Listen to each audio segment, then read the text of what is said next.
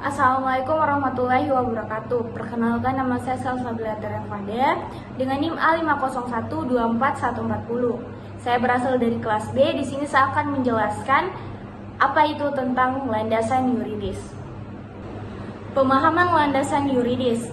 Landasan yuridis dalam bimbingan dan konseling mengacu pada berbagai peraturan dan perundangan yang berlaku di Indonesia terkait dengan penyelenggaraan bimbingan dan konseling. Hal ini mencakup dasar hukum dan regulasi yang mengatur praktik bimbingan dan konseling di sekolah.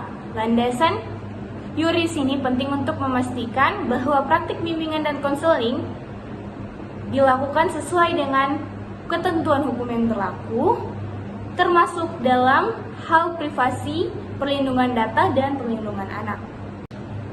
Pengertian landasan yuridis. Landasan yuridis dalam bimbingan dan konseling adalah dasar hukum atau regulasi yang berlaku dalam bimbingan dan konseling di sekolah.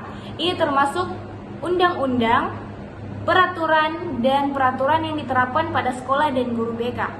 Pemahaman landasan yuridis terkait pedoman Indonesia atau Pancasila. Pemahaman landasan yuridis terkait Pancasila sangat penting untuk memahami dasar pelaksanaan pendidikan Pancasila di Indonesia. Landasan ini adalah peraturan perundang-undangan yang menjadi dasar pelaksanaan pendidikan Pancasila dan secara resmi menjadi dasar negara sejak dimasukkannya rumusan Pancasila dalam pembukaan Undang-Undang Dasar 1945.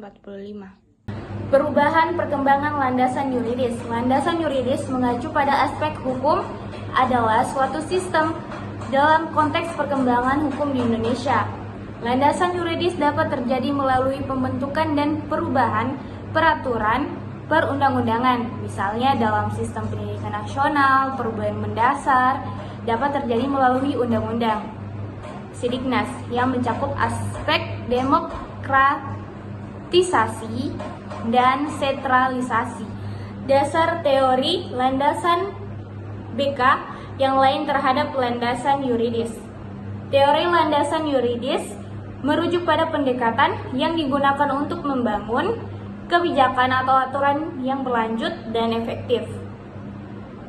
Ada 3 perspektif penting yang sering digunakan dalam membangun kebijakan atau aturan, yaitu yang pertama landasan filosofis, yang kedua landasan yuridis, yang ketiga landasan sosiologi. Pengaruh landasan yuridis terkait perkembangan bimbingan dan konseling. Landasan yuridis memiliki pengaruh yang signifikan terkait dengan perkembangan bimbingan dan konseling. Landasan yuridis meliputi aspek psikologis, sosial budaya, inteks, dan globalisasi. Juga turut berperan dalam pengembangan dalam bimbingan dan konseling. Landasan ini membantu dalam memahami dan mengatasi masalah yang dihadapi peserta didik serta mendorong perkembangan profesional guru BK. Landasan yuridis berkembang sesuai dengan tuntutan zaman dan kebutuhan peserta didik. Contoh landasan yuridis. Contoh landasan yuridis terkait dalam bimbingan dan konseling adalah Undang-Undang Nomor 20 Tahun 2005 tentang Sistem Pendidikan Nasional Pasal 31 Ayat 1 Undang-Undang 1945 serta berbagai peraturan perundang-undangan lain yang mengatur tentang penyelenggaraan bimbingan dan konseling di Indonesia. Sekian dari saya. Wassalamualaikum warahmatullahi wabarakatuh. Sekian dan terima kasih.